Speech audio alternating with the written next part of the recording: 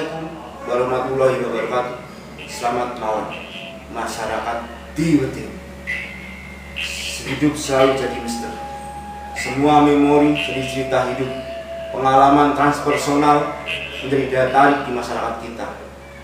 Ini bisa kita jadikan acuan bagaimana memahami psikologi sosial manusia, bahwa manusia itu sangat penasaran pada hal-hal yang tidak dialaminya, melainkan apa yang dialami oleh orang lain. Bersama Mr. I dalam acara Diwetin. Kali ini kita bertemu dengan narasumber yang mengalami kejadiannya langsung. Selamat malam. Malam, Mas Mr. I. Selamat malam. Ya. Saya dengan Anda mengalami kejadian-kejadian yang ya boleh dikatakan jadi misteri lah, seperti itu. Betul. Ceritanya bagaimana? Kronologinya?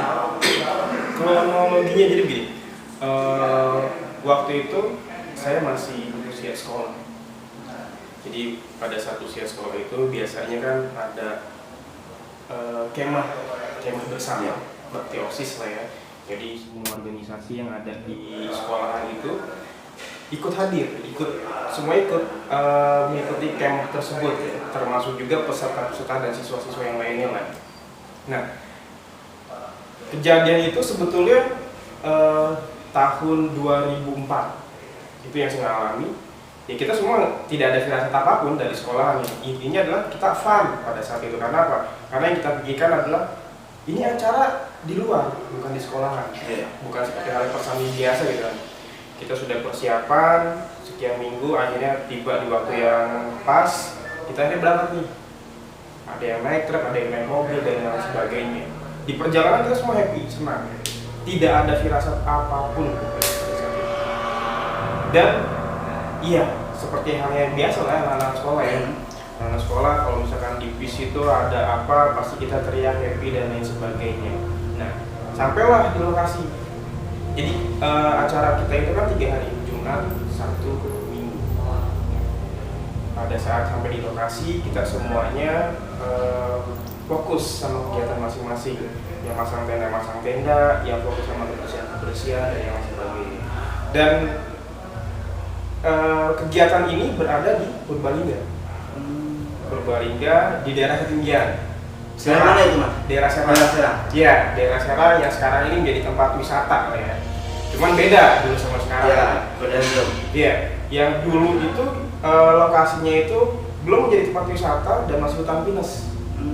Jadi ketika kita sampai di lokasi yang dekat perempatan yang mau ke Batu Raden, nah itu kan ada hutan pinus tuh di situ, ada rumah Butani. Nah, lokasi kita di situ. Kita pilih lokasi di situ kenapa? Karena memang lokasi tersebut bisa dibilang strategis di pinggir jalan, terus tempatnya juga layak untuk kemah. Tamparan luas. Sangat luas banget itu pokoknya. Bisa dibilang untuk satu sekolahan SMA 2 ya, waktu itu SMA 2 Purbalingga itu cukup gitu. Dan sebelum sampai di lokasi pun itu ada salah satu guru yang bisa dibilang dia itu paham lah ya dengan dunia astral seperti itu, dan istilahnya kalau dalam dunia astral itu pasti kita harus membentengi, sudah dipagar gitu. Nah, lokasi yang kita tempatin itu sudah dipagar agar hal-hal yang tidak diinginkan itu tidak terjadi. Aman nih, hari pertama kita sampai, kita pasang tenda, semuanya sudah bertugas masing-masing, peserta pun sudah dimasukkan ke tenda. Jadi hari pertama itu bisa dibilang kita nggak ada kegiatan yang terlalu memforsir lah. Kita senang-senang, biasa ngobrol-ngobrol. Nah, malamnya itu kita masih biasa. Masih kegiatan biasa, kegiatan berjalan dengan lancar. Ada juga yang ikut kegiatan, ada juga yang tidak. Ya. Terus suasana pun masih bisa dibilang tidak terlalu mencekam. Suasana masih mengalir normal, terang, cair lah ya. Jadi seperti itu. Kabut biasa gitu ya. Kabut datang normal biasa. Nah, pada saat masuk di hari kedua ini masih kejadiannya bisa dibilang apa ya? Pagi masih normal. Masih sangat normal sekali. Jadi pagi itu ya biasa olahraga pagi, kita jalan-jalan gitu kan. karena kan di Serang itu suasananya sejuk, dingin, terus asik lah gitu. Gimana cara kita beraktivitas dengan teman-teman yang lain, jalan-jalan, sampai juga ada yang ke arah atas ke perbukitan dan lain sebagainya, itu masih aman. Kegiatan sudah dirancang oleh sekolahan, kita bagaimana caranya peserta ini ya, peserta baik dari yang OSIS, pramuka, pecinta alam dan yang lain sebagainya, semua bisa beraktivitas, semua bisa mengarahkan timnya dan yang lain sebagainya untuk melaksanakan kegiatan yang sudah dirancang. Terus menjelang siang, nah menjelang siang ini istirahat isoma kan? Iya. Kita isoma nih. Memang sudah diarahkan untuk tidak terlalu melebar dari area yang sudah ditentukan, gitu ya. Terlalu jauh. Tidak terlalu jauh.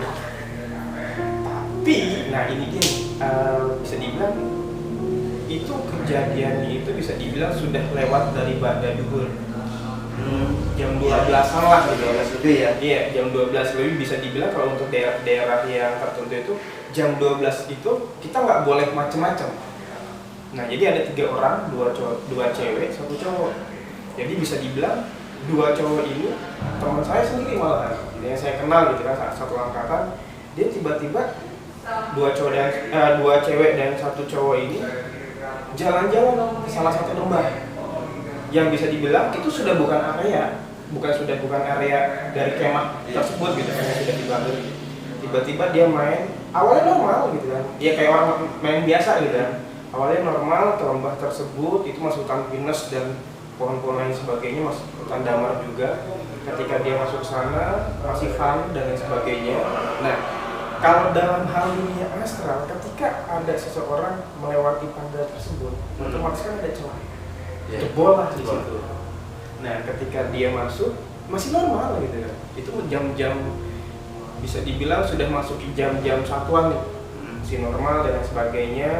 Masuklah, bisa dibilang waktu istirahat sudah selesai, ketiga orang ini masuk ke area camp. Pulang kembali nih ke area camp, terus masih normal, masuk ke ba'da asar. Nah ini, itu bisa dibilang saya ini dari base utama nih, tempat panitia gitu kan. Ketika saya keluar, itu aura yang benar-benar apa ya? Satu hal yang belum pernah saya alami, auranya itu berbeda. Tiba-tiba saya lihat langit itu mendung, berubah gelap itu cepat sekali, drastis. Dan itu hanya di area camp. Ini di area camp aja? Area camp saja. Di luar camp normal? Normal, saya lihat, sana kok terang. Tapi kok tiba-tiba di daerah sini jadi janggal ya? Janggal sekali, jadi benar-benar anginnya tuh kayak berputar. Disitulah mulai set, ketika sudah mulai gelap gitu. Nah, ada kayak apa ya istilahnya, saya nggak bisa melihat tapi saya bisa merasakan ada satu kejadian, tiba-tiba kok saya melihat satu pergerakan ke arah satu tenda dan itu arahnya ke si cewek ini. Ketika itu terjadi pergerakan, belum masuklah roh yang tadinya di luar itu masuk, bisa dibilang kerasukan ya, kesurupan. Seketika itu langsung hal tersebut berteriak-teriak. Kita nggak tahu dong ini kenapa gitu kan, dan guru pun bingung gitu. Salah satu guru itu bilang ini sudah saya pagari, kenapa bisa jebol? Tidak ada firasat untuk berpikir menelusuri dulu gitu kan. Yang ada di pikiran adalah gimana caranya anak itu teratasi. Itu benar-benar di tenda itu susah untuk ditangani. Walaupun anaknya kecil gitu, tapi kan yang namanya orang kerasukan, tahu sendiri kan orang kerasukan kayak apa. Itu benar-benar susah ditangani sampai akhirnya itu diangkat sama 5 orang. Iya, orang rontal. Akhirnya diangkat, dibawalah ke base camp utama. Nah, di base camp utama ini bisa dibilang masih sepi. Cuma keadaannya memang pada saat itu sudah mulai hujan. Karena kondisi hujan, ada beberapa siswa juga yang akhirnya tidak kuat dengan kondisi dingin di sana. Dan itu pun benar-benar mencekam, mas kita evakuasi itu bisa dibilang kondisi hujan, angin, jadi alam itu mendukung suasana juga ya? Bener, beda banget. Pokoknya benar-benar itu habis asar ya, normalnya kan kalau asar itu ya masih biasa lah, masih ada terang-terang. Ini benar-benar kayak sudah maghrib. Gelap gitu ya. Gelap mas, gelap tiba-tiba ya akhirnya semuanya kayak terselimut itu. Gelap sekali, dingin, kabutnya pun tebel gitu kan. Ya kalau misalkan kalau kata orang Jawa bilang kan kalau ada kabut tiba-tiba datang itu berarti ada yang tidak enak. Ya kan kata sesuatu Hal negatif lah. Iya, dan itu benar, itu saya alami gitu kan. Dan bisa dibilang pada saat itu memang daerah tersebut bisa dibilang ya rawan angker. Orang katanya angker. Angker memang mas. Angker bisa dibilang ya bukan cuma di situ aja. Di salah satu titik juga di atas pun sama gitu kan. Karena apa? Karena saya pernah dengar kejadian gitu. Di tempat yang satunya, di desa yang satunya itu ada beberapa teman-teman saya dulu sebelum Kementerian itu, mereka ketika nongkrong itu melihat kayak ada teman di salah satu dekat rumah, dekat sungai gitu kan. Ketika disamperin, dipanggil-panggil, nggak mau noleh. Nggak mau noleh sama sekali. Cuma istilahnya sebut saja Ari lah ya. Udah malam masuk ke tenda gitu kan. Dan dia nggak noleh sama sekali. Terus ketika teman saya ini yang menyapa ke tenda, si Ari ini ada di tenda. Padahal Arya di dalam. Arinya di dalam. Jadi luar siapa berarti? Iya. Nah ketika kita telusuri kembali ke sana, sudah tidak ada orang. Udah hilang. Itu di tempat yang lain ya, bukan di tempat yang tadi saya ceritakan. Ini saya ceritakan runutannya. Dan itu pun kejadiannya terjadi lagi. Sudah mulai malam. Ya biasa ya namanya tempat dingin, ya gelap gitu kan.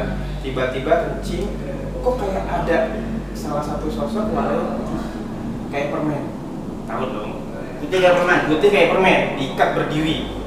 Iya, kalau misalkan itu digambarkan tangannya begini. Ya. Tuh satu. Pertama Kayak apa ya? Pocong gitu. iya. Saya nggak mau nyebut. Kalau saya nyebut kayaknya gimana gitu ya. Intinya bentuknya seperti permen. Terus seketika setelah dia kencing, malah nggak jadi kencing. Saking takutnya, dia langsung lari gitu kan ke arah tenda. Nah, pada saat mau ke arah tenda itu ada juga nih. Tiba-tiba kayak orang gentayangan main ayunan. Bajunya putih. Belah hitam gitu. Iya, bajunya putih. Dan akhirnya di situ pun akhirnya dia nggak berani keluar lagi. Itu kira-kira sekitar jam 12-an.